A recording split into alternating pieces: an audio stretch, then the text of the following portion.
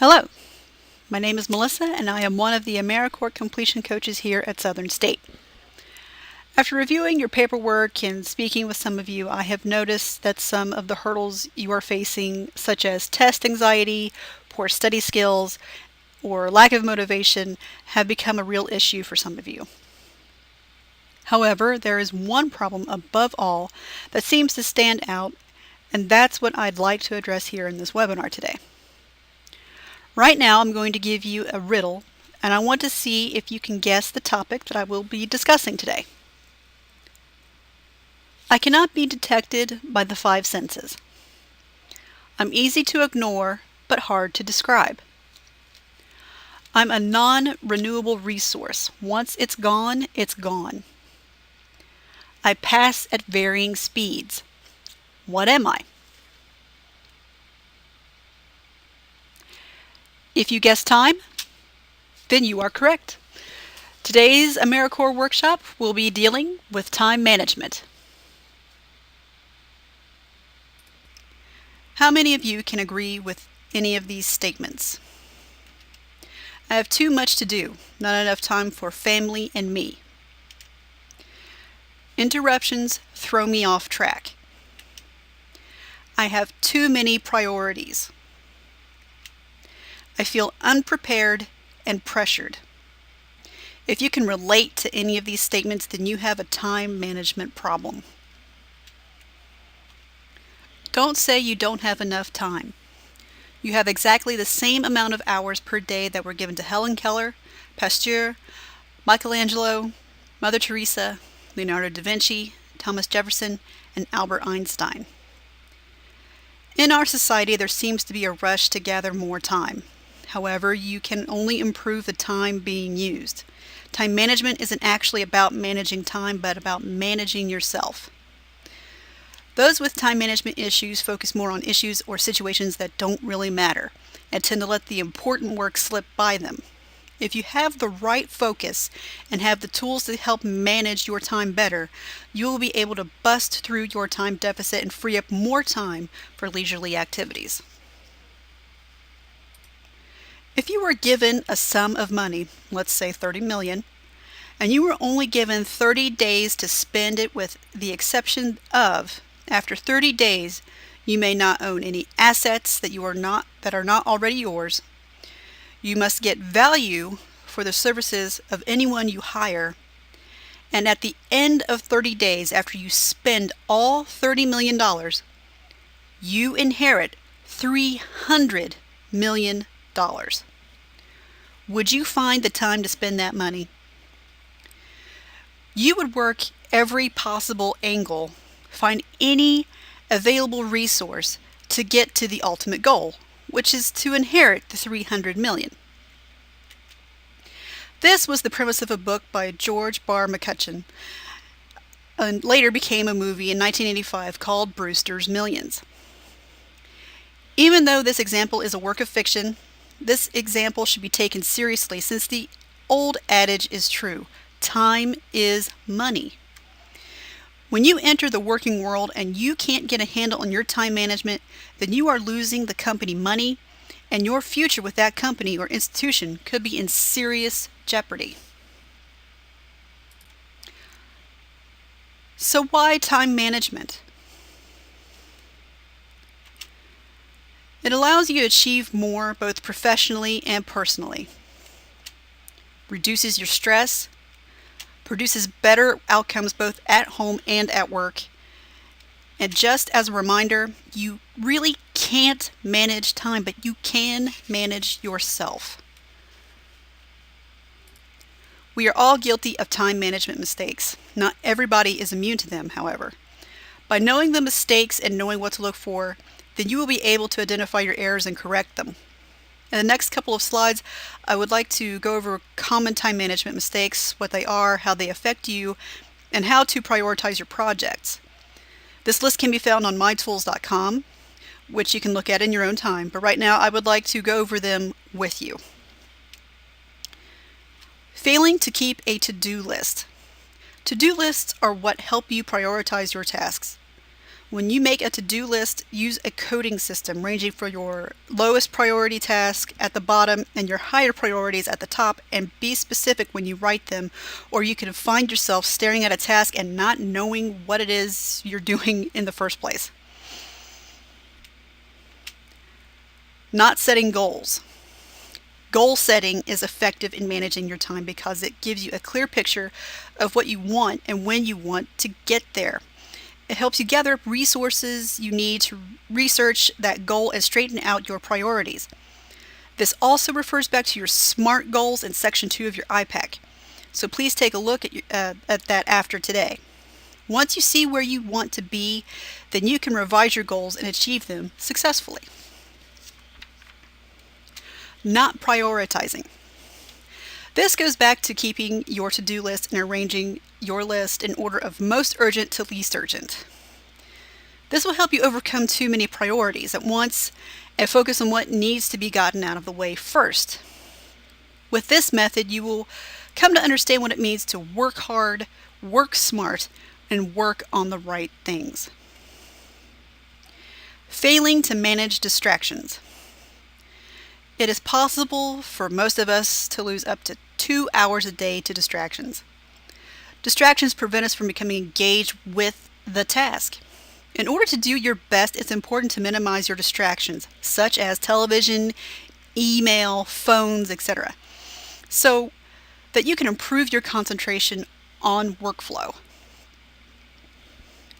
Procrastination. Guilt, dread. These are some of the feelings that can overcome you once you take on a new project and continue to put them off. This is called procrastination. Once you put off a project instead of attacking it when it occurs, you may find yourself struggling to complete it and fail to get the work done on time. A useful tool when encountering projects that seem too daunting to finish is to break the project down into segments. This method also allows you to work on a project for only an allotted amount of time and continue to work on it every day for that set period of time from start to finish. This way the work doesn't pile up and you won't experience dread or overwhelm as a result. Taking on too much. This segment is for those of you that have a problem with saying no at any given time, or at least to a project. Taking on too much can lead to poor performance in the workplace, stress, and low morale. In order to save yourself some sanity, try negotiating or delegating tasks that are better suited for those in need of experience or help carry the load. When you learn to say no, you not only help yourself, but others involved by having their needs met as well. This can also tie in with your friends or family. Let them know that you are harried for time, whether it be housework, homework, or you need to meet a deadline. You can only take on so much with so little time.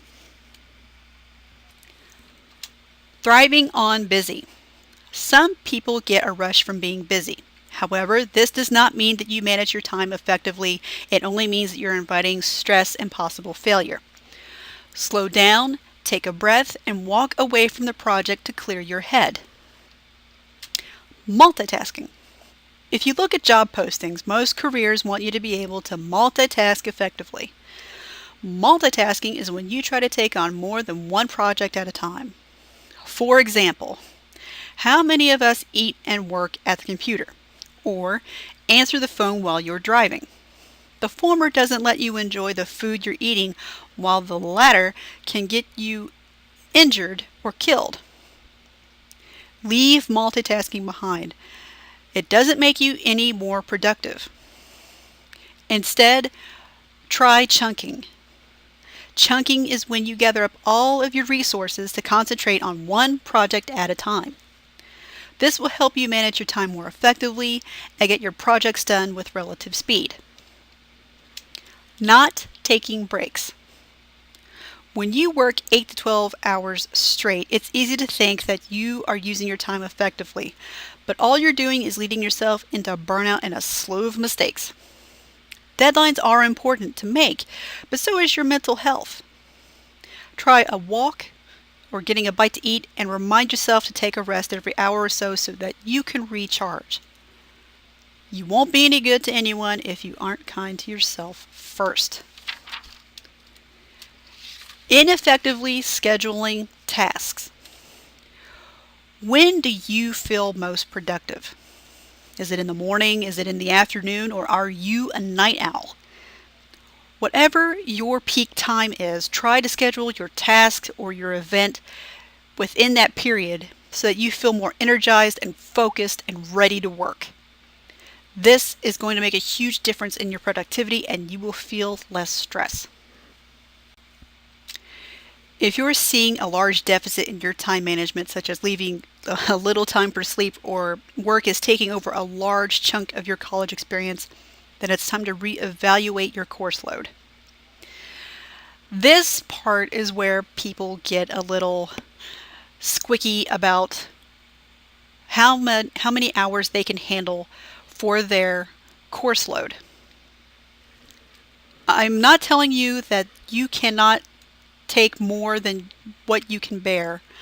I'm just saying that this is where you need to realize if you are working a 40-hour work week and you are taking a full course load at college and then somehow inexplicably you are seeing poor grades and you can't figure out why, this is where you may have to take a hard look at what your course load needs to be. So, for every 1 credit hour in which you enroll, you will spend approximately 2 to 3 hours outside of class studying. So, to help you determine the course load, use this formula. 3 credit hours, or 1 course, equals 3 hours in class per week, which means you need 6 to 9 hours of study time per week. 12 credit hours, or 4 courses, is 12 hours in class per week, which means you need 24 to 36 hours of study time per week. With that being said, if you are working a full-time job as well as carrying a full course load at college, you are setting yourself up for possible burnout. I know that a lot of you have told me that you have no choice or that you are one of those that do thrive on busy, but your body needs to regenerate and you need to keep a hold of some sanity. This is not a race to see how fast you can get out of college. You are only human. You can only sustain so much pressure and overwhelm before you crack. And if you try to keep this pace, you will perform poorly and that performance will reflect in your grade. Your grade point average could drop and you'll only be hurting yourself in the long run. So, if you are working 40 hours per week, then you need to take 3 to 5 credit hours. That's 1 to 2 courses. 30 hours a week, then you need to take 3 to 9 credit hours, which is 1 or 2 courses. 20-hour work weeks, then you need to take at least 6 to 12 credit hours, which is 2 to 4 courses. Anything less than 20, then you can take anywhere from 12 to 18 credit hours, which is 4 to 6 courses, and you should be fine. Seeing this may put a new spin on your college outlook. Maybe you'll stay in college longer to complete the degree. Maybe seeing this, you'll realize that you're right on schedule. But if you are doing a 40-hour work week and you're taking a full-time course load, you are pushing your limits as far as course load, and it could be a dangerous decision that could damage your academic process, your academic record, which can affect your financial aid and whether or not you may have to retake a course. All I'm saying is, try to look ahead. Your future is important here at Southern State and to AmeriCorps. You want a better job with better pay. You want to get out of the area or do something important with your life. So you will not be doing yourself any favors by rushing to the finish line. Slow and steady wins the race. So make sure that you're there to meet your future at the end. So remember, time management isn't about managing time, but about managing yourself. For you to be a successful college student and make efficient use of your time, the best way to learn and develop the hours in your day, because everybody is given 24 hours in every day. Invest in a calendar. If you have a smartphone, you can download apps that will alert you to specific details of your day, week, or month. The point of time management is not to make you feel as if you're a slave to the clock, but to keep you focused, to make the most of each day, and feel as if you have met all of your priorities and commitments effectively and freeing up time to do the things that you really enjoy. You've taken this responsibility upon yourself to be the best possible student and employee that you can be, and now it's the time for you to do it. Thank you for your time, and good luck in your college career.